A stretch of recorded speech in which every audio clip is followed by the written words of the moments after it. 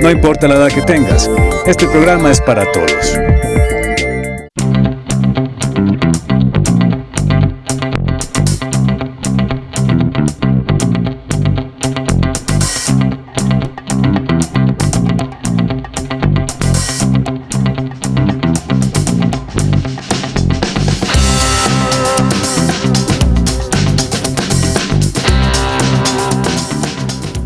¿Qué tal? Bienvenidos a Debate Abierto, el espacio de Telemedellín para la opinión, para tocar los temas de coyuntura nacional e internacional. Y hoy tenemos uno que parece ser de coyuntura nacional, pero que ha sido primera página de los medios digitales en todo el mundo. Y muy seguramente mañana llegará a los medios impresos. El proceso de paz en Colombia. Hoy en Oslo se dio la apertura de las negociaciones, a una rueda de prensa por parte de las FARC y por parte de los negociadores del gobierno. Sobre ese tema vamos a conversar hoy en Debate Abierto. Soy Carlos Andrés Pérez y estoy muy agradecido de que estén con nosotros.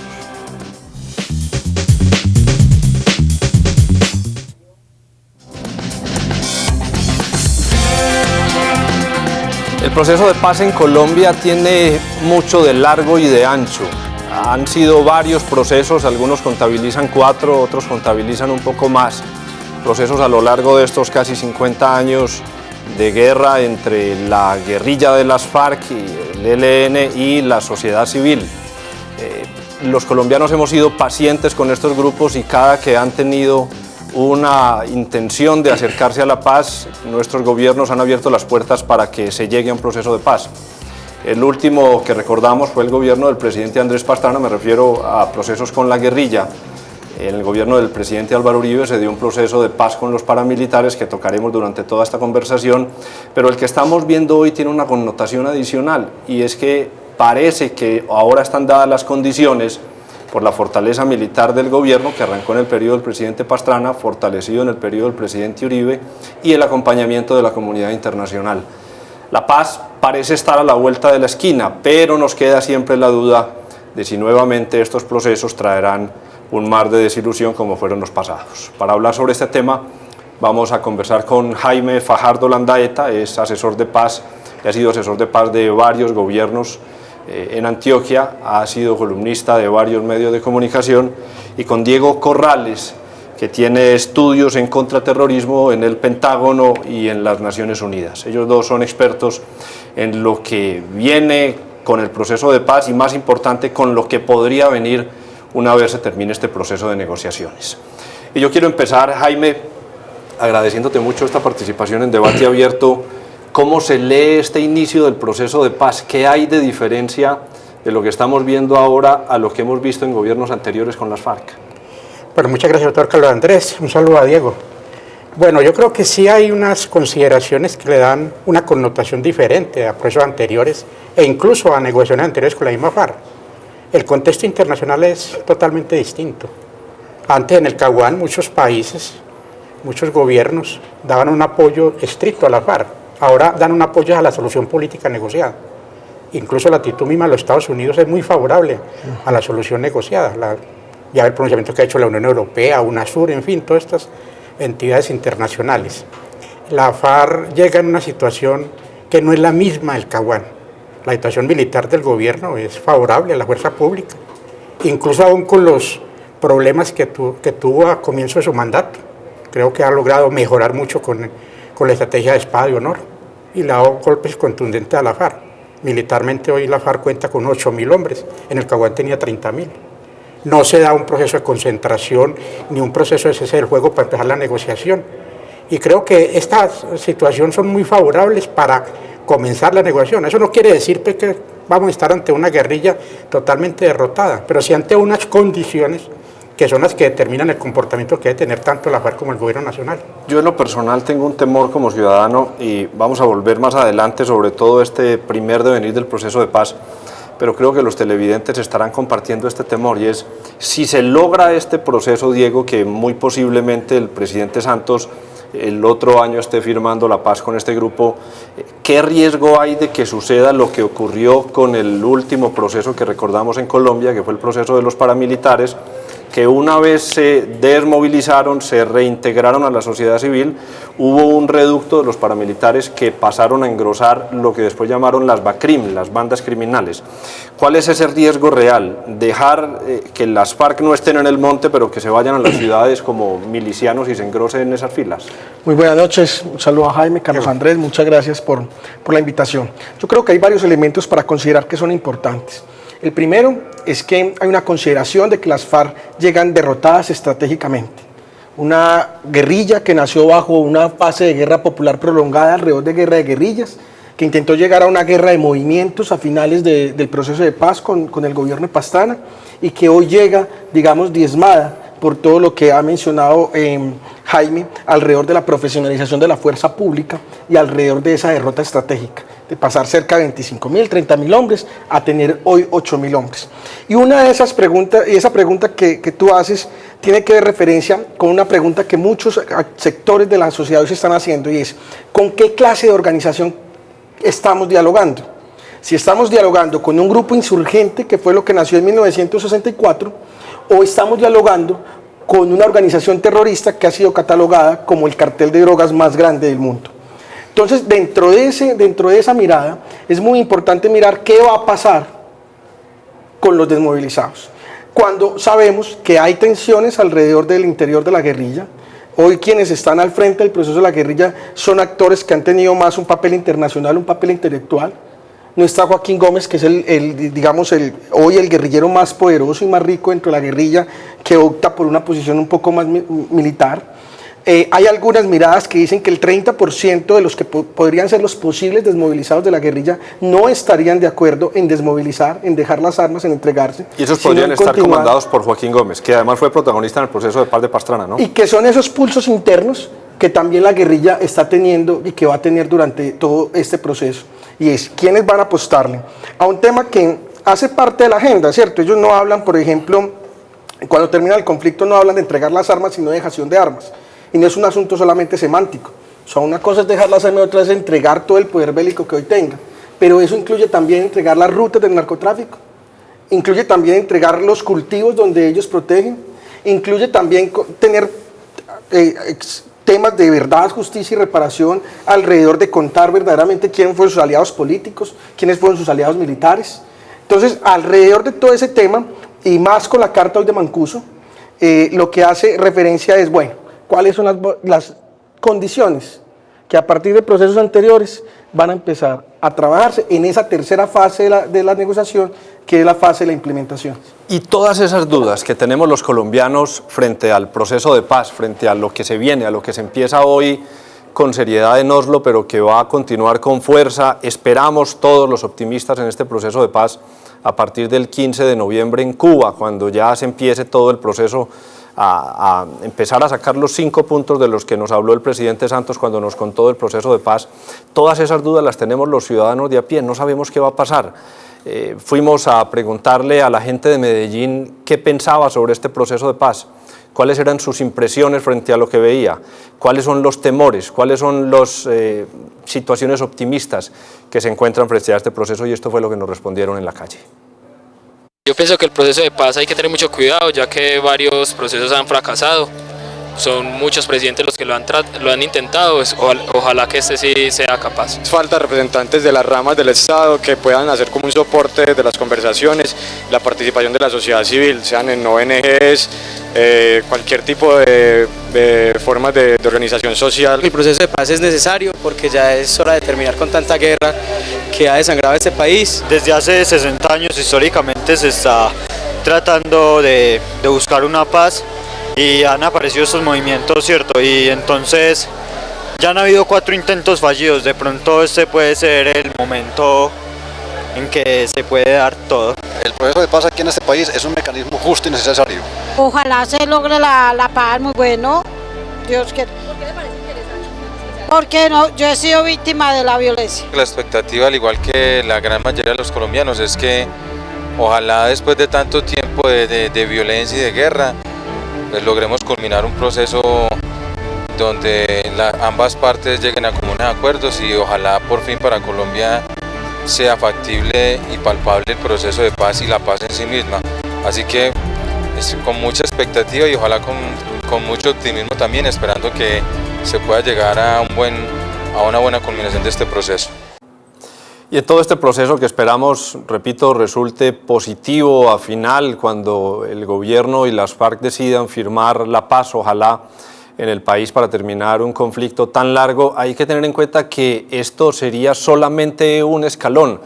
Vendría lo que planteábamos en la pregunta anterior, es que ¿qué va a pasar con ese proceso de desmovilización? ¿A dónde pueden llegar los líderes máximos de las FARC, por llamarlos de alguna manera, que estarían dispuestos a hacer política? El gobierno ha planteado esa posibilidad, inclusive se ha venido aceptando por uno de los más críticos de este proceso, que ha sido el expresidente Uribe, que textualmente dijo: comparto que haya condenas reducidas o excarcelación, pero se deben mantener las condenas, las sentencias. Y el proceso es que si no hay un castigo grande para esos líderes de las FARC, la gente podría sentirse traicionada, podría sentir, Jaime, que al final de cuentas el proceso de paz fue una pantomima y que no llenó las expectativas de los que queremos realmente que el proceso de violencia termine. A ver, yo lo que pienso es que tenemos que hablar seriamente de un marco para la paz, un marco jurídico para la paz, y no de un marco jurídico únicamente para la FARC. ¿Por qué no se aprovecha el momento más bien para definir asuntos que están represados? Por ejemplo, digo yo, hay mucha cosa represada del proceso con la SAUC que no está definida, ni lo define siquiera la Ley de Justicia y Paz, no logró. Hay mucha cosa represada que tiene que ver con los policías y militares que han estado en el conflicto y que hoy están condenados o llamados por los tribunales. Hay mucha cosa que tiene que ver con empresarios, gente que estuvo metida en el conflicto, que de una u otra forma apoyó a uno de los bandos. ¿Por qué no empezamos entonces a hablar de la posibilidad de complementar el marco jurídico que hay, pero con unos temas que nos permita ampliar ese marco jurídico para la paz? Mire que hoy, en lo que hubo en la rueda de prensa de la FARC, creo que fue Sandich el que planteó la posibilidad de que efectivamente se acogieran también a ese problema jurídico otros actores. Entonces, si empezamos a hablar de eso, vamos a construir un camino de reconciliación, porque puede ser que hagamos la negociación con la FARC, pero no necesariamente construyamos el camino de reconciliación. Además, porque hay que impedir que otros, mucha de la gente que no va a estar de acuerdo con la negociación, nos vaya y nos engrose la BACRIM. Y lo más importante para esto es tener una salida por parte del Estado. Claro, las FARC es un actor, uno de los que hay. Y en ese proceso de los actores que ellos mismos dicen que procesos han quedado truncos, por ejemplo los paramilitares. Hoy se conoció una carta de Salvatore Mancuso dirigida al presidente Santos donde le decía que retomara ese proceso de paz inconcluso que vivieron los paramilitares. ¿Qué tan real es que el presidente de la República, en medio de esta euforia que puede producir un proceso de paz con miras a ser exitoso, retome lo que Mancuso dice fue un proceso inconcluso? Lo que pasa es que el marco jurídico para la paz puede tener lo que es un problema propiamente jurídico para los actores del conflicto, para los actores reconocidos como parte del conflicto, en este caso la guerrilla, tanto la FARC como el ELN, como unos nuevos instrumentos de sometimiento a la justicia que han faltado. A la SAUC, y yo lo digo porque estuve muy de cerca de este proceso, faltó mayores elementos jurídicos, aún más, la extradición truncó mucho parte del proceso. ¿Qué tal si se retoma ahora?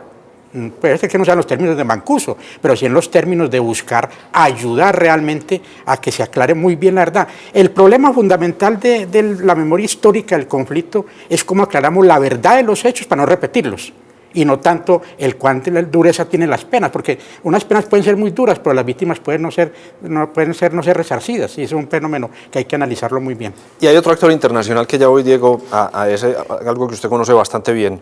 Otro actor internacional que son los Estados Unidos. Los Estados Unidos hoy tienen allá los cabecillas de los paramilitares pagando unas condenas, hay cabecillas de la guerrilla pedidos en extradición. Una de las piedras en el zapato de este proceso de paz, que a mi juicio el gobierno se ha salido muy bien en el tema de Simón Trinidad, está ya condenado a una condena larga en los Estados Unidos, pero los Estados Unidos han dicho que se suman al proceso, que creen en el proceso. Ellos son unos actores importantes para lo que estamos viviendo nosotros hoy en este proceso de paz. ¿Y hasta qué punto, Diego, los Estados Unidos, que ha tenido como mantra no negociar con terroristas, estaría dispuesto a seguir en un proceso de paz con un grupo que ellos incluyen en una lista de terroristas? Yo creo que hay un tema importante y es el acompañamiento internacional. Lo decía Nicanor Restrepo en la entrevista al Colombiano, el acompañamiento de Israel, el acompañamiento de Irlanda, digamos, con expertos, y el acompañamiento del embajador de Estados Unidos, sumado pues a lo de Venezuela, Cuba y Chile, también con Noruega obviamente como garantes. Pero hay un elemento ahí entre eso que es importante. Todos tenemos esperanza de que se firme este diálogo de paz, o que llegue esta negociación de paz. Pero lo que hoy se hace en Oslo es la paz o el término del conflicto con las FARC, y quedan esos otros actores. Gran porcentaje de los homicidios y de la violencia que pasa en Colombia es producto del narcotráfico y es producto de la violencia cotidiana. No es ni siquiera producto, digamos, de la confrontación que hay con las FARC. De todas maneras, vale reconocer que hoy un grupo de 8.500, 9.000 personas, con el acompañamiento y la puesta en mira de actores internacionales como Estados Unidos, donde también se entra a debatir un tema alrededor de la droga, que es uno de los que Estados Unidos está pendiente, y es qué va a pasar con el cartel de drogas más grande del mundo, pues va a servir como eje de discusión y acompañamiento para todo lo que va a ser esta fase de negociación.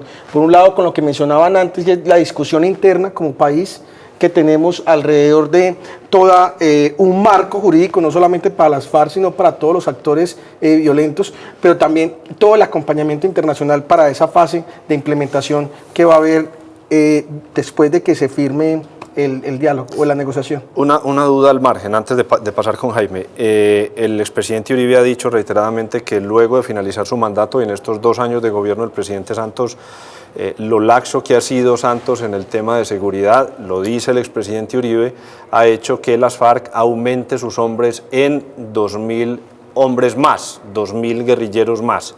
¿Cómo lo ven ustedes dos? Ese proceso de las FARC en el gobierno de Uribe y en el gobierno de Santos, ¿es tan real como lo plantea Álvaro Uribe? ¿Ese aumento de las FARC, esa pérdida de confianza que ha tenido el gobierno colombiano como lo plantea Álvaro Uribe? Diego, primero, y Jaime. Yo creo que hay dos cosas importantes. En el tema de las cifras siempre, digamos, va a haber diversas miradas.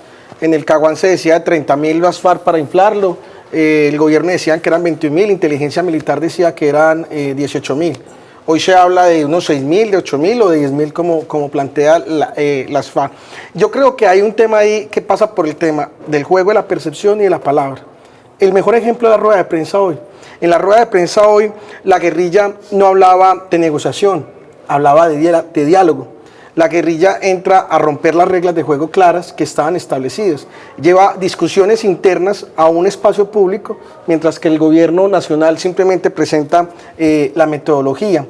Empieza a discutir temas como a cuestionar la política de tierras, empieza a cuestionar el tema de la política de víctimas, hace un cambiazo de Calarcá por Trinidad.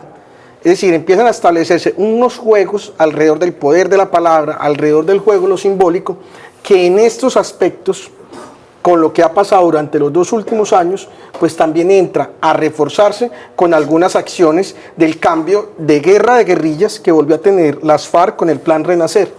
Y era, después de todo ese retroceso estratégico que tuvo por la política de seguridad democrática, volver a tener una ofensiva, pero en pequeños grupos y en pequeñas acciones contundentes alrededor de los oleoductos, alrededor de las tomas de pueblos, alrededor de los secuestros, entre otros. Jaime, la diferencia entre el estado de las FARC hoy en los años de Álvaro Uribe y en los años de Juan Manuel Santos. Lo que pasa es que el poder militar es un arte, la política militar siempre será eso. Y la política de seguridad democrática logró avances significativos en la lucha contra la FARC, las arrinconó, las llevó a lugares muy inhóspitos, pero es indudable que la guerrilla también modificó su accionar militar. Es decir, la guerrilla pasa de unas grandes concentraciones, de tomas masivas de pueblo, pasa a una guerra de guerrillas, que fue el inicio de ellos como guerrilla como tal, y empieza a darle golpes a la Fuerza Armada, que acumula una cantidad de hombres en determinadas zonas, y de pronto se empieza a ver que una cantidad pequeña de hombres hace una guerra de movimientos, de guerra de guerrillas, y no tanto de toma territorial. Entonces eso sorprendió al ejército, y ese cambio se dio en el 2008. La seguridad democrática tuvo fuerza hasta el 2008. Del 2008 para acá la seguridad democrática empieza a bajar.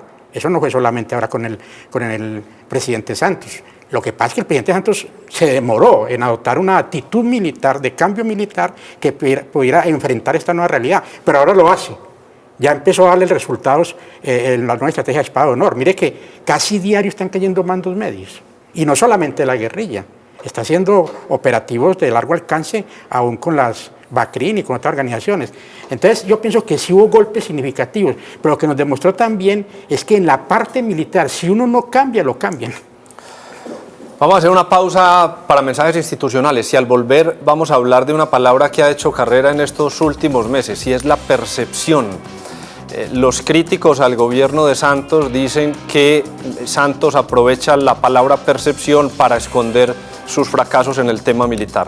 Regresamos en Debate Abierto en unos segundos.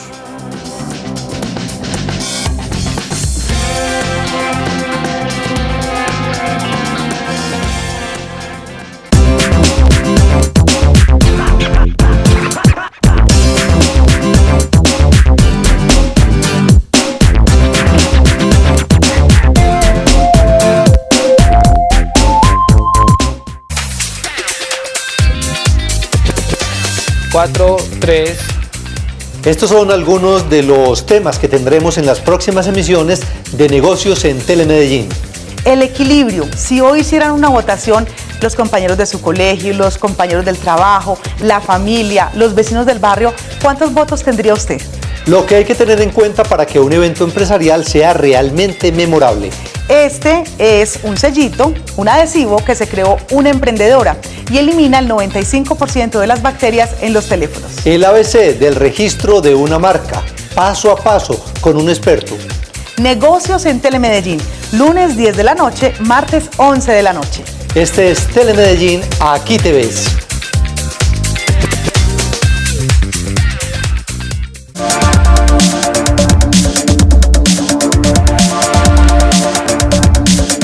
Las mujeres que queremos, autónomas, seguras, empoderadas, reconocidas como ciudadanas plenas, libres, conscientes y responsables de sus decisiones.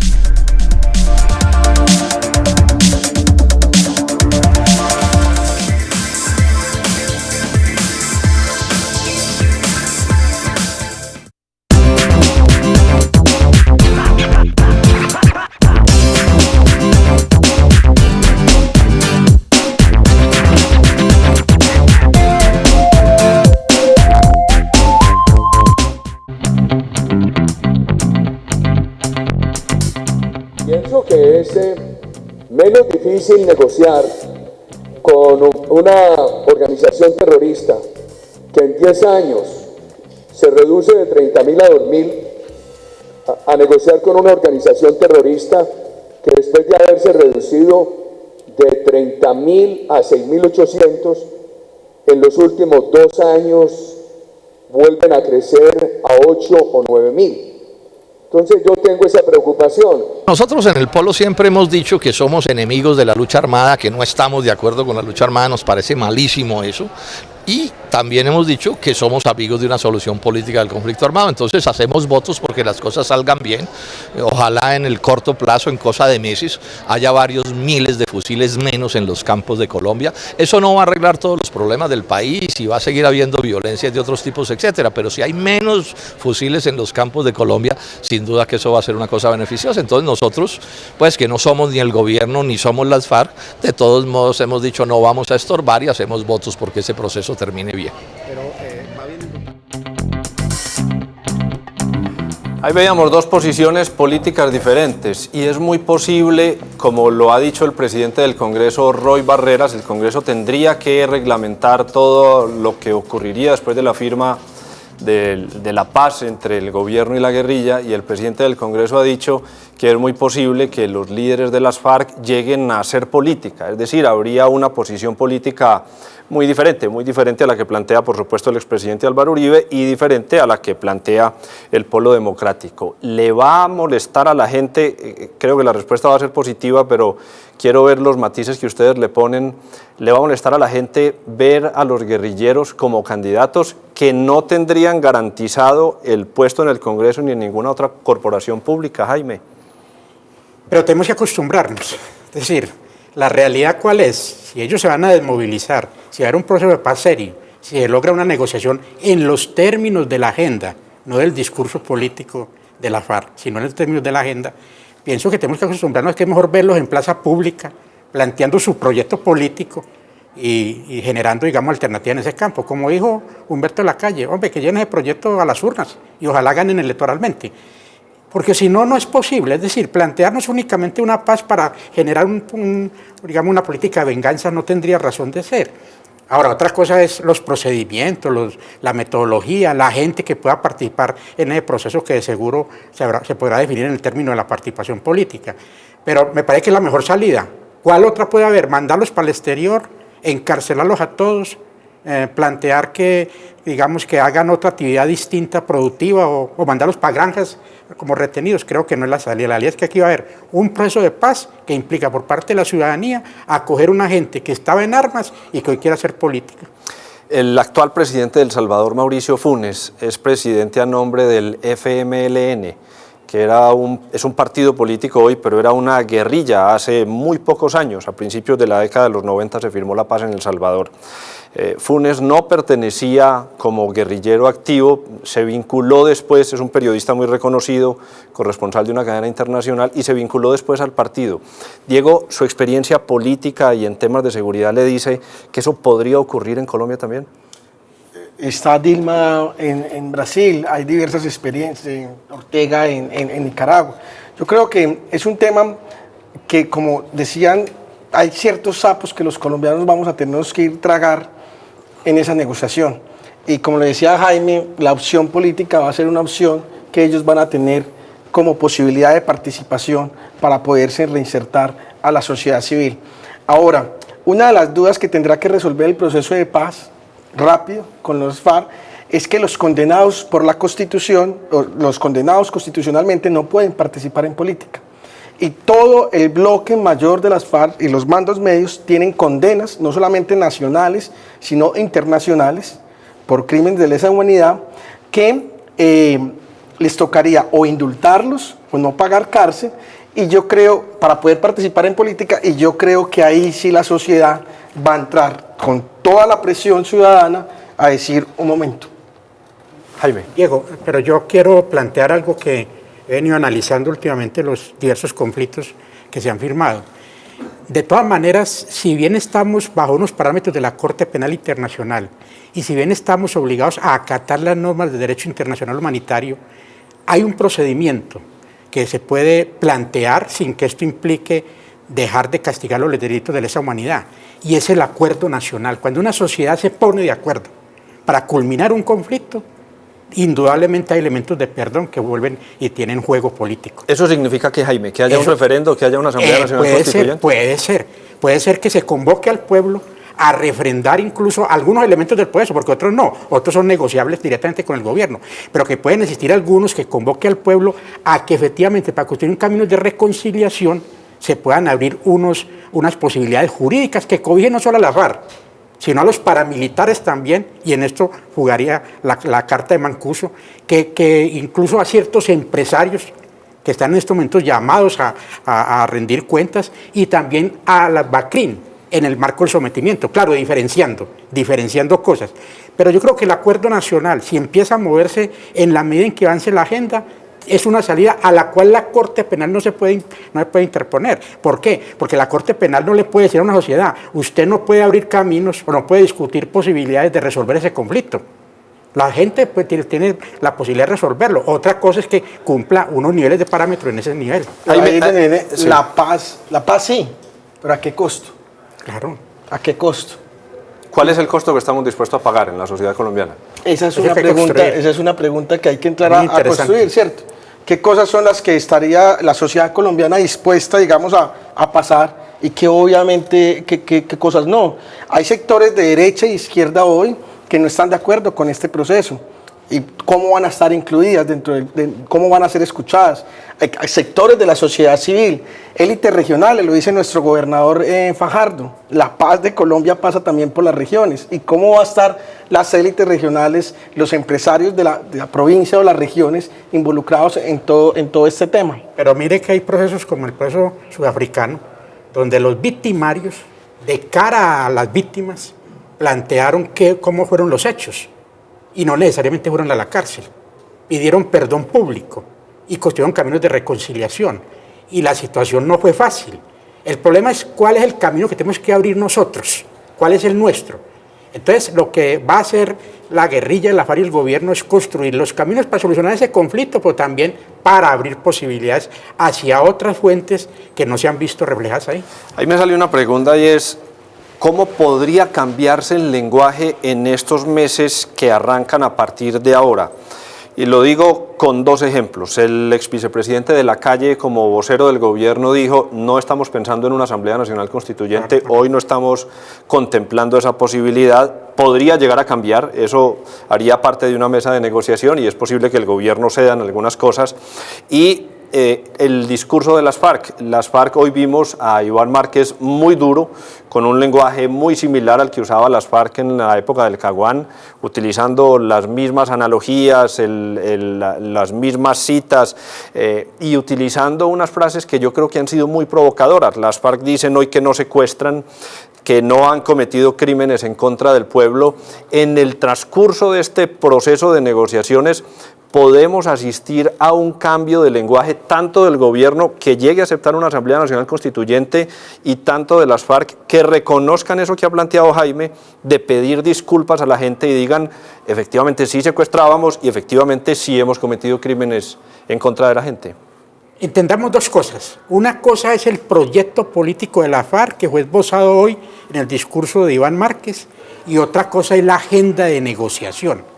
La FARC no puede pretender que lo que ellos tienen en su programa como discurso político sea la base de la negociación. Eso no pueden pretenderlo. Pueden llevar ese mismo discurso, incluso más cosas de las que planteó Iván Márquez, pero sin armas, a luchar como una opción política. Eso hay que empezar a diferenciarlo. Yo creo que hoy lo que hizo Iván Márquez es un mensaje también a su gente, como que no hemos claudicado, no nos entregamos, no estamos rendidos. Y lo otro es que plantear la negociación, incluso más, desmovilizar a la FARC, no quiere decir que no sigamos trabajando caminos para la reconciliación. Pasó como el M19 del EPL, le exigió desmovilización para la constituyente. Aquí el camino sería distinto, puede ser que no sea constituyente, puede ser que de pronto necesitemos una consulta o un referéndum más adelante, pero sin necesidad de que eso sea producto del acuerdo con la FARC, sino más bien como resultado del acuerdo. Sí, pero hay el peligro de la propaganda como herramienta de negociación. Sí. Y es el poder de la palabra. Uno lo que diría es, duraron 18 meses entre fase exploratoria y primera fase, en confidencialidad, en discreción, como cuando tienen la oportunidad de tener los micrófonos, de dar un mensaje de avance, las FARC salen a romper todas las reglas de juego claras. Se había hablado de que no iba a haber cese de hostilidades, hoy lo mencionaron. Le dicen al gobierno que no puede haber un proceso express, que puede tener todo el tiempo, y el tiempo de los campesinos es distinto al tiempo nuestro. Salen a decir que no son narcotraficantes, salen a decir que no son secuestradores. Se empiezan ellos a calificar como las primeras víctimas del conflicto.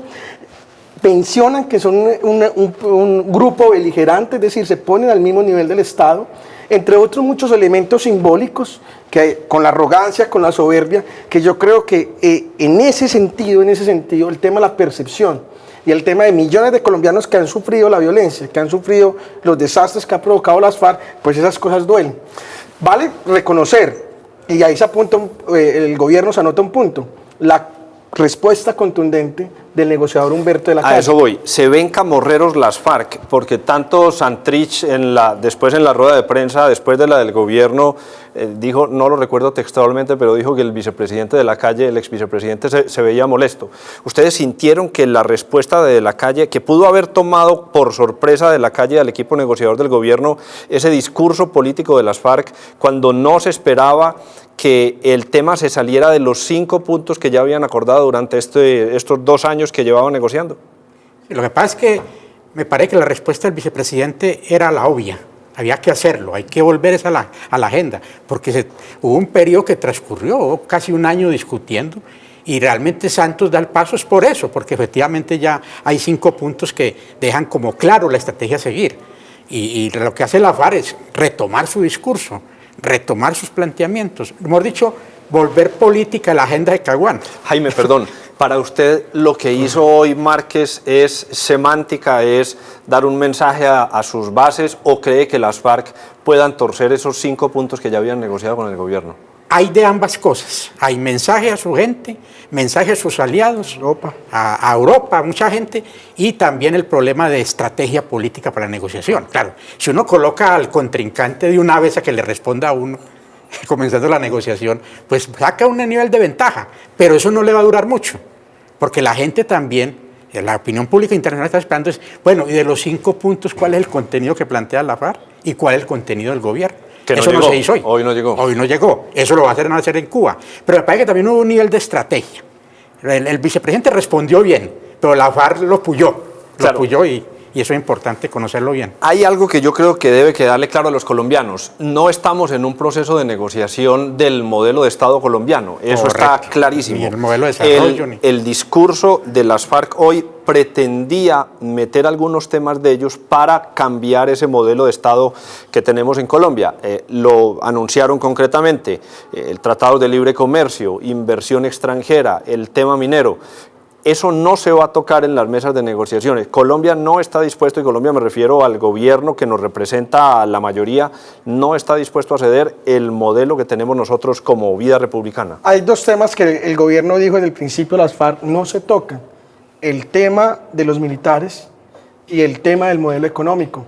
Hoy cuando tocan el tema de tierras, cuando tocan el tema de minería, cuando tocan el tema del TLC, ahí ya empieza, digamos, a llevar a discusiones públicas, fallan al primer principio de la confidencialidad, discusiones públicas, discusiones que tenían que ser internas. Pero bueno, eso hace parte de todo ese pulso que arranca desde hoy y que esperemos se encierren, calmados, dialoguen, peleen, resuelvan lo que tengan que resolver y que al público salgan con los resultados que tengan que salir, porque si no nos vamos a terminar fallando, con desesperanza, como ha tocado los últimos 3 procesos con Belisario, Gaviria y Pastrana. Que al final de cuentas es lo que queremos en Colombia, que las FARC y el gobierno que nos representa a la mayoría del país se encierren en un sitio donde no hay periodistas apostados como ocurría en el Caguán, donde no hay visitantes yendo a tomarse fotos con los miembros de uno y otro lado de los equipos negociadores. Queremos que lo hablen ellos y que cumplan lo que nos dijeron en el anuncio cuando el presidente Santos convocó esa rueda de prensa rodeado de sus ministros y militares, cumplan con un proceso de paz muy discreto. Vamos a hacer unos mensajes institucionales y regresamos para culminar con este debate.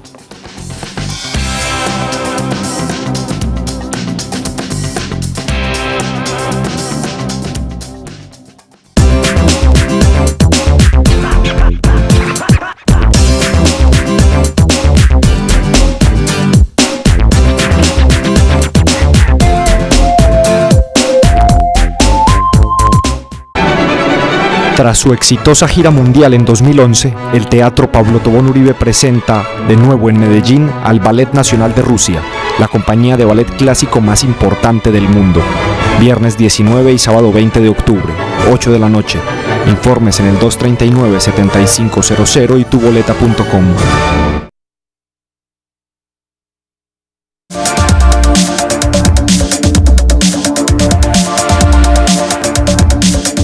Las mujeres que queremos, autónomas, seguras, empoderadas, reconocidas como ciudadanas plenas, libres, conscientes y responsables de sus decisiones.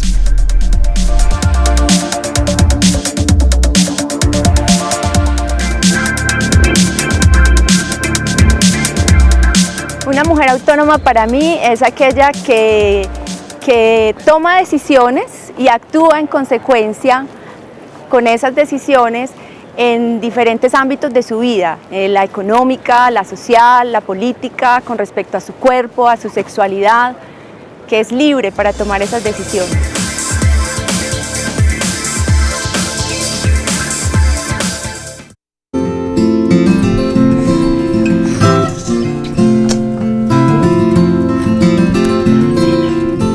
Cuando yo alimento a Sofía, me siento súper feliz, me siento plena de poderlo hacer, de tener esa oportunidad y alegría de ver que ella se siente feliz y goza de hacerlo también.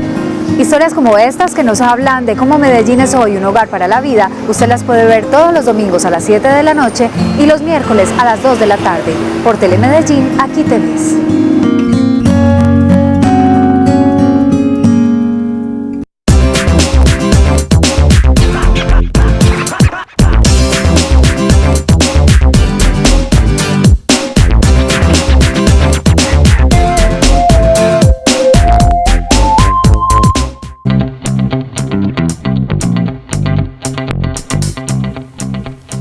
Venimos a esta Noruega septentrional a buscar la paz con justicia social para Colombia por medio del diálogo, donde el soberano, que es el pueblo, tendrá que ser el protagonista principal. Regresamos en debate abierto y al final de este proceso el pueblo de Colombia, sea a través de un referendo o a través de una Asamblea Nacional Constituyente, va a tener que darle legitimidad a este proceso. Los colombianos, como ustedes que están al frente de su televisión, son los que van a tener que darle viabilidad a lo que ocurra en La Habana y que empezó hoy con fuerza en Oslo. ¿Cómo superar la desconfianza que tienen los colombianos en un porcentaje muy grande? Las últimas encuestas le dan una favorabilidad del solo 2% a las FARC. Esto quiere decir que 98% de los colombianos rechaza a este grupo guerrillero. ¿Cómo superar esa desconfianza que se ve frente a estas palabras que acabamos de escuchar? Unas palabras estructuradas, elaboradas, pero que la gente no las cree, Jaime. No, lo primero que hay que aceptar es que ese discurso político, que lo han tenido ellos como pretexto para la lucha armada, se agotó para esa opción de lucha armada, pero no se agotó para la democracia. O sea, ellos pueden venir con ese discurso político y hay que aceptarlos como tal, así uno no los comparta aún en las vías democráticas, porque si no, no estaríamos hablando de un Estado pluralista, incluyente. Primero hay que aceptar eso. Segundo... Pero ¿de quién es ese trabajo? ¿De quién es ese trabajo de remontar la desconfianza que hoy tienen los colombianos frente a las FARC? ¿De las mismas FARC o el gobierno tendrá que dar puntadas para que los colombianos vean que las FARC de hoy negociantes son diferentes a las FARC que se ganaron ese 98% de desaprobación? Hay varios niveles. De las FARC, de empezar a mandar el mensaje en medio de la negociación de que la lucha armada ya no puede ser un objetivo a lograr para poder conquistar estos espacios. Segundo, de todos los que estamos por la paz, porque nos interesa. A nosotros nos interesa que estos que han estado en la lucha armada hoy vengan realmente a la democracia, así tengamos que cambiar muchas cosas. Por ejemplo, hoy dijo de la calle algo muy interesante. Los alcances de la Constitución del 91 pueden mejorarse, pueden ampliarse, pueden transformarse. Eso me parece a mí que es muy importante el discurso que está mandando el gobierno. Y también incluso de la misma oposición, en el sentido de que aquí es posible que haya una fuerza que se oponga a todo lo del establecimiento, pero que se erija como alternativa en la democracia. Parece que es muy importante. Y los ciudadanos que entendamos todos que efectivamente es una fórmula para acabar la guerra. Porque de resto de no aceptarlo, es decir, se cierran las vías de la democracia, continúen en la confrontación. Pero con hechos. O sea... uno puede salir con cierto cinismo y soberbia, con una poesía muy bien construida, cuando en los días anteriores ha matado niños, sigue sembrando minas, sigue traficando, sigue haciendo atentados, sigue siendo voladoras de oleoductos. Yo creo que aquí el tiempo en el que se haga la negociación es tan importante como los hechos que se vayan acompañando en cada uno de los rincones del país, porque eso es lo que en última instancia va a terminar construyendo la confianza sobre la gente. El vicepresidente de la calle, el exvicepresidente, dijo una frase que yo creo que fue lapidaria para quienes veían al gobierno aferrado a ese proceso, y dijo: el gobierno no es rehén de este proceso, es decir, este proceso se puede terminar en algún momento. Diego acaba de mencionar algunas acciones de las FARC que podrían incidir en esa culminación del conflicto. Concretamente, Diego, ¿este proceso puede terminarse o puede llegar a términos favorables? Y si se termina, ¿cuáles serían las gotas que rebasarían la copa del gobierno? ¿Usted por qué cree que el gobierno se levantaría de la mesa y no volvería a sentarse? Yo creo que aquí hay unos elementos que hace parte, que es también sui generis, de seguir negociando alrededor del combate. Y eso es difícil comprenderlo, como hay un grupo que está fuera, negociando, pero adentro sigue con sus acciones. Igual el gobierno también lo está haciendo, sigue dando bajas, sigue mandos medios, entre otros. Entonces yo creo que lo importante es, como lo ha dicho el gobierno, como lo dijo hoy Humberto de la Calle, y es alrededor de acá estamos porque los dos queremos, acá estamos los dos porque hay unas condiciones, pero no nos vamos a amarrar en esto. Y no nos vamos a amarrar también implica que no podemos dilatar el proceso en unos tiempos que sean eternos o en unos temas que no sean realistas, que fue una de las primeras condiciones que él puso. Vamos a hacer un diálogo realista y alrededor de ese diálogo realista ponernos unos temas muy puntuales, que yo espero que a mayo del 2014, por los tiempos políticos, los tiempos internacionales, los mismos tiempos del proceso de paz, pues ya estemos hablando de que se llegó a un acuerdo firmado del proceso. Hay una variable que está ocurriendo en este proceso de negociaciones y que no se entiende por la totalidad de la gente, y es ¿por qué seguimos negociando si todavía estamos en un conflicto? Las FARC han mantenido un discurso, Jaime, en decir tenemos que llegar a un cese de hostilidades, pero el gobierno ha dicho habrá cese de hostilidades como consecuencia del proceso de paz, es decir, será lo último. ¿Por qué la posición de unos y otros? Las FARC, ¿por qué quieren cese y el gobierno por qué parece que no? Porque a la FARC le ha dado frutos mantener una negociación planteándose el juego. Lo del Caguán fue así. Y resulta que nos estaban haciendo una cantidad de trampas. Luego hasta, imagínense, 42.000 kilómetros a su disposición. Y porque se ha demostrado que lo que hace posible, lo que le da garantía a un cese al juego, son los contenidos de la agenda. Si no hay una agenda que se logre negociar, avanzar en lo demás me parece que no es posible, porque de todas maneras lo que está claro es que se están negociando, pero en términos de que el conflicto armado continúa. Por ejemplo, el gobierno está sacando adelante su ley de tierra, restitución de tierras, y eso no fue negociado con la FARC. Más sin embargo, no sabemos, es posible que haya sido en ese proceso y el presidente lo haya llevado al Congreso. Es posible, como también, iniciativa, ¿no? Pero mire, para que haya verdadera restitución de tierras se necesita un acuerdo de paz. ¿Quién le entrega unas tierras a unos campesinos cuando ya van a estar un grupo armado, que es lo que está impidiendo esa posible restitución? Incluso un abacrín como los urabeños, que también es otro elemento que hay que discutir. Entonces el problema está en esto. Ese modelo que se ha creado ahora, ese modelo que vamos a mirar, que vamos a analizar a ver cómo nos sale, es un modelo que fue construido muy cuidadosamente. Para mí, este año o año y medio, o el tiempo que llevaron construyendo la primera fase, determinó en gran parte la estrategia de seguir las otras dos fases del proceso, que es lo que la gente cree. No, ahora viene el problema fundamental, es cómo construir todo esto. No, en cierta medida todos los discursos, todo lo que está haciendo, lo que hoy vimos en Oslo, toda esta cosa, en cierta medida todavía demuestra que lo que hay que agotar son otras cosas, y no tanto el problema de la construcción de lo que sería la estrategia a seguir.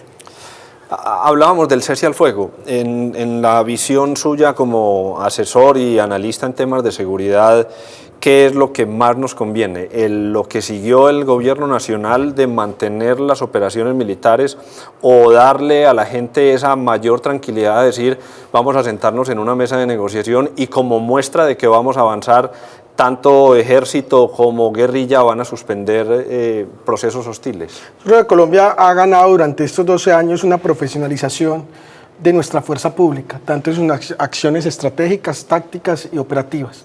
La ventaja militar que hoy tiene, no solamente en hombres, 450.000 frente a 8.500, no solamente en temas de combate, el tema aéreo, la combinación que logró Colombia, adaptarla a la colombiana, de la inteligencia británica, de la tecnología israelí, de la forma de operar de los Estados Unidos, alrededor de objetivos de alto valor, que así fueron cayendo, digamos, los grandes jefes, no solamente las FARC, sino los capos de narcotráfico, ha llevado a que hoy el territorio, por nuestra fuerza pública, vaya estando más copado y que hayan mensajes muy puntuales.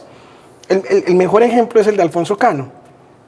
Gobierno y guerrilla negociando, y el gobierno manda en pleno proceso de exploración todo un ataque militar, y es tan bien construido el proceso, digo yo, desde el inicio, como lo menciona Jaime, que a pesar de que le hayan dado baja al número 1, el proceso logra continuar hoy con todo su dinamismo.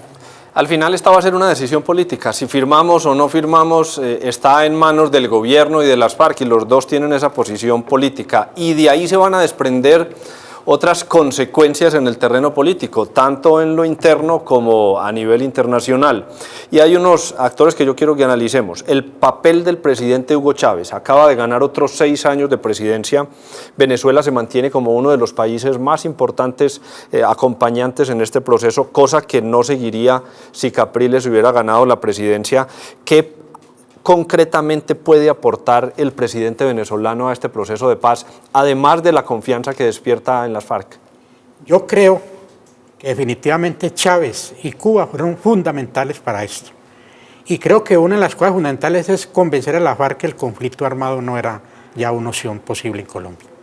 La FARC, indudablemente en su interior, estarán, digamos, con cierta nostalgia de no haber logrado el poder por la vía armada, y eso va a durar un tiempecito.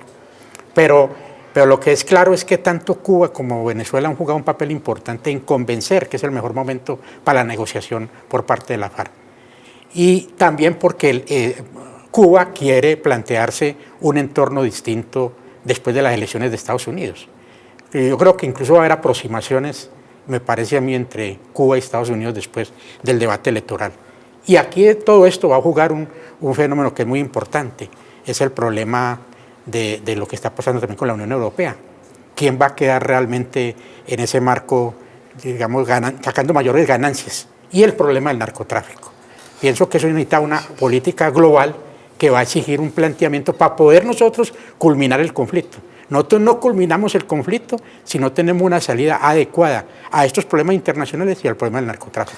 Jaime acaba de hacer una radiografía de la política internacional alrededor del proceso y Diego, atrévase usted a hacer una radiografía de lo nacional, teniendo en cuenta estos actores, el puro centro democrático, que es el movimiento que está alentando el expresidente Álvaro Uribe, y ahí por favor incluye a Álvaro Uribe, Germán Vargas Lleras y Juan Manuel Santos. ¿Qué consecuencias positivas o negativas podría dejar este proceso de paz, terminando de manera positiva o de manera negativa para estos actores? Ya vamos a entrar en marzo del año entrante, entramos en un proceso, digamos, preelectoral. Tienen que renunciar quienes quieran lanzarse para Senado y Cámara, y luego en mayo quienes quieran lanzarse para presidencia. Entonces yo creo que hay unas apuestas políticas, lo decía esta mañana Antonio Navarro, a algunos les interesa que salga bien el proceso de paz, a otras fuerzas no les interesa el proceso de paz. En ese sentido, la pregunta es, ¿el resultado de esto nos llevará a que las FARC, como en el año 2002, sean otra vez protagonistas del todo el tema electoral? Preguntas que, digamos, se han tocado. Verdaderamente, si el proceso de paz se firma, ¿Santos estaría dispuesto ya a la reelección? ¿Ya está victorioso? ¿O mejor se involucraría en procesos internacionales, una ONU, un tema más, como le decía, de reacomodamiento que viene después de la elección de Obama? Y dentro de ese papel, pues, ha sido muy evidente la figura de alguien como Germán Vargas Lleras, como el sucesor de las políticas de Santos, y dentro de ese, digamos, dentro de ese papel que él toma, no solamente despegarlo de esa imagen de seguridad que lo tenía, sino todo el papel social. Entonces, obviamente, todas las fuerzas van a estar pendientes de cuál va a ser el resultado, y ese resultado va a marcar toda la agenda política, sea porque se firme o no, durante el próximo año. Raro la no presencia del general Naranjo hoy en la instalación de las mesas en Oslo. Dijo Humberto de la Calle que tenía otros compromisos internacionales, pero ¿qué compromiso internacional puede haber más importante que su presencia allá? Sí, realmente no lo entendí, porque está lo de México, pero bueno, ya su candidato ganó, va a ser presidente de México, y no entendemos pues si eso sería una asesoría tan importante que no le permitiría. O está el problema también de todos estos debates que hay frente al fenómeno de la seguridad y el narcotráfico. También puede ser en la negociación, por lo que he visto, de no quemar todas las cartas de entrada. A veces, muchas veces con los negociadores, es poner a una gente a hablar. Hoy, por ejemplo, mire usted que de la Calle dijo algo. Aquí hay una comisión negociadora, pero yo soy el vocero, y fue el único que habló. Mientras que la FARC fue lo contrario. Antes Márquez dije, pregúntenme a mí, pero los demás compañeros también pueden responder. Mire que son estrategias que también hay que calcularlas muy bien. Pero hay algo bien importante con la inclusión de los generales Mora y Naranjo. Claro, sí. Nadie, o poquitos como ellos, conocen por sus sistemas de inteligencia, de operatividad, cómo funcionan las FARC. Claro. Ellos garantizarán durante todo el proceso que las FARC no vayan a meter gato por liebre. Cuando las FARC vayan a decir no somos narcotraficantes, ellos van a llegar, un momentico, Es que mire estos informes que nosotros llevamos 10 años, mire ustedes dónde están, miren cómo operan. Cuando las FARC digan nosotros no tenemos tierra, ellos van a salir. 300.000 hectáreas tienen ustedes en poder de que han despojado a los campesinos en Colombia. Entonces yo creo que ese tema de lo militar, de la policía, pero también ellos dos como grandes garantes en los temas de seguridad nacional, va a ser muy importante para decirle a las FARC, un momentico, acá estamos nosotros, los conocemos, sabemos cómo actuamos, no nos vengan a decir que ustedes no son esto. Pues empezamos un proceso en el que la mayoría de los colombianos, según lo muestran las encuestas, una que presentamos aquí hace algunos programas, realizada por la firma AMG, era investigación de mercados, nos mostraban un porcentaje muy importante que los colombianos estamos a favor de este proceso de paz. Las señales son claras, se inicia la negociación y creo que nos basta esperar. Tendremos que tener paciencia porque, a diferencia de los procesos anteriores, este será un proceso sin cámaras, sin micrófonos y sin vedettes pasando de un lado para otro. Jaime Fajardo y Diego Corrales, muchas gracias, señores, por haber estado aquí en Debate Abierto. Gracias, Carlos.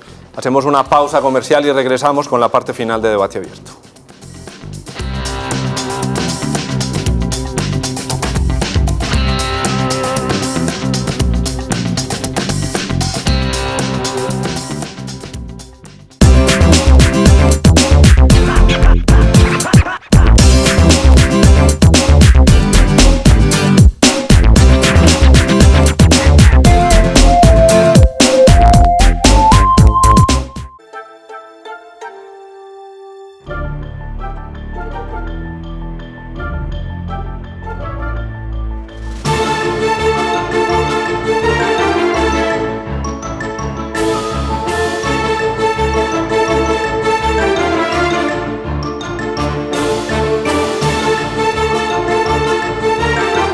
Telemedellín. Licencia para emitir. Al aire desde el 7 de diciembre. En Telemedellín aquí te ves.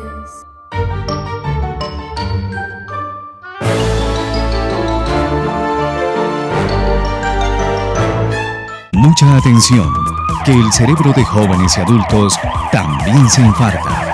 Si usted o un paciente presentan de manera repentina dificultad para hablar, debilidad o adormecimiento de una parte del cuerpo, alteración en la visión, vértigo o un inexplicable dolor de cabeza, pueden ser síntomas de un ataque cerebrovascular. No lo dude, no espere, diríjase a un servicio de urgencias o comuníquese de manera inmediata a la línea 123.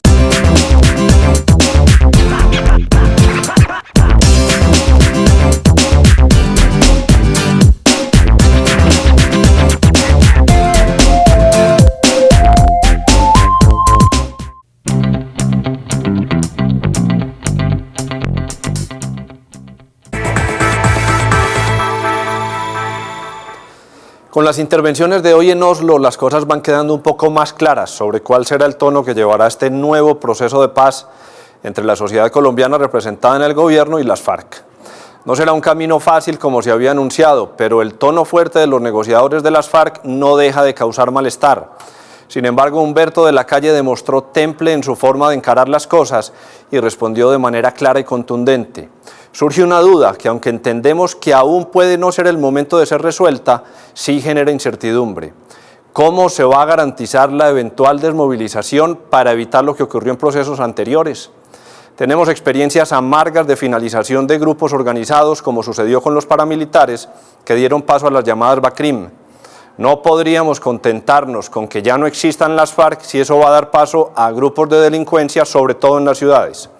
El gobierno debe manejar el proceso con la reserva que todos entendemos, pero hay puntos como este que requieren socialización para darnos la tranquilidad que demandamos los ciudadanos, quienes padeceremos las consecuencias de un conflicto trasladado de las selvas a las ciudades. Muchas gracias por haber estado con nosotros en esta noche del jueves. Les agradecemos mucho su compañía. Escríbanos a debateabierto@telemedellin.tv para que mantengamos el contacto. Soy Carlos Andrés Pérez y los espero la próxima semana en otro Debate Abierto.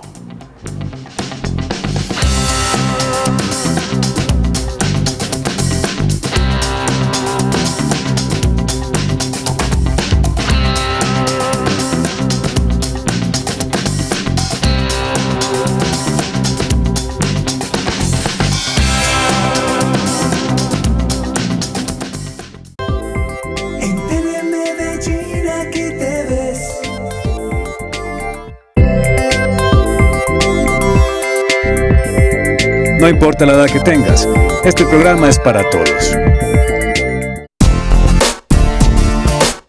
A continuación, noticias del Senado. En Colpensiones ahora atienden a la gente en la calle. No, qué tristeza, esto sí es que Hicimos las cuentas del impuesto al salario en la reforma tributaria. Los resultados muy tristes para los empleados. El senador Juan Manuel Galán se fue al aeropuerto El Dorado a denunciar la mafia que opera en la terminal aérea. En Sevilla Valle, los caficultores dicen que no aguantan más la crisis. vivimos alcanzados, no somos capaces de salir adelante. Se abre el debate sobre la eutanasia. Encontramos a una persona que ya firmó su aprobación. Con este plan uno lo que hace es descargar la responsabilidad que la familia en cualquier momento se puede atribuir. El senador Carlos Enrique Soto se montó al megabús de Pereira. ¿Para qué? Espere detalles. Hoy la gente dice, desde Pasto, que mejoren las vías. Y en Bien Contado, Francisco Galán revela su aporte en el tema de paz. Bienvenidos, este es el noticiero del Senado, el noticiero de los colombianos. Gloria, sigue el drama para los afiliados a Colpensiones. Además de las largas filas, a los adultos mayores los están atendiendo literalmente en la calle. Tatiana Moreno con los detalles. Al rayo de sol, bajo la lluvia, niños y adultos mayores deben esperar más de 8 horas para ser atendidos. Lo peor del caso es que Colpensiones los atiende en la calle. Viene uno acá y el caballero no, que ahora veis que todo en la calle. No, qué tristeza, esto sí es que no. Me dicen que tengo que hacer cola en la calle para que un funcionario me dé la información, es en el andén. Aseguran que la cura resultó peor que la enfermedad. Ellos se dan el lujo de tomar del pelo al uno, tomar del pelo al otro y no hay a quien acudir verdaderamente. Pero no solo los usuarios se quejan, los establecimientos cercanos a la entidad no toleran más la improvisación. Esto es una invasión del espacio público. Los senadores se solidarizaron con esta problemática colombiana. Yo creo que esto definitivamente es una falta de respeto con el ciudadano. Es como querer, como parafrasear, pasar una piscina a un balde de agua donde evidentemente esto sobrepasa su estructura. Los beneficiarios de la entidad no toleran más injusticias y piden una intervención inmediata del gobierno. Presidente o quien se haga algo por el pueblo. Según el proyecto de reforma tributaria que fue presentada al Congreso, los salarios de empleados e independientes serán grabados a partir de 2,5 millones. Hicimos las cuentas de un trabajador público y esto fue lo que encontramos. César es un funcionario público, casado con un hijo. Su salario es de 4 millones de pesos y con la nueva reforma tributaria le descontarán 45.000 con base en el nuevo impuesto que lo tendrán que pagar quienes ganen más de 2,5 millones. Pero además de este descuento, él tiene más compromisos, como por ejemplo pagar salud y pensión. 320.000 pesos más o menos al Fondo de Solidaridad Pensional, más o menos 40.000 pesos. Arriendo 1 millón de pesos. Mercado. 500.000 pesos. Con su esposa y su hijo, ¿cuánto gasta? Alrededor de 1 millón de pesos, 500 para cada uno. Los servicios. 300.000 pesos más o menos. En total gasta 3.200.000 pesos y solo le sobran 295.000. Es por esto que el senador Antonio Guerra defenderá a quienes como César se les grabará su salario. Las mismas gabelas con los parafiscales que piensa darle a las personas jurídicas, también debe dársele a las personas naturales. La reforma tributaria señala que este impuesto aumenta de acuerdo con las ganancias de los trabajadores. Un debate de control político del Senado puso en evidencia no solo las múltiples fallas en las obras del nuevo aeropuerto Dorado de Bogotá, sino también sobornos, mafias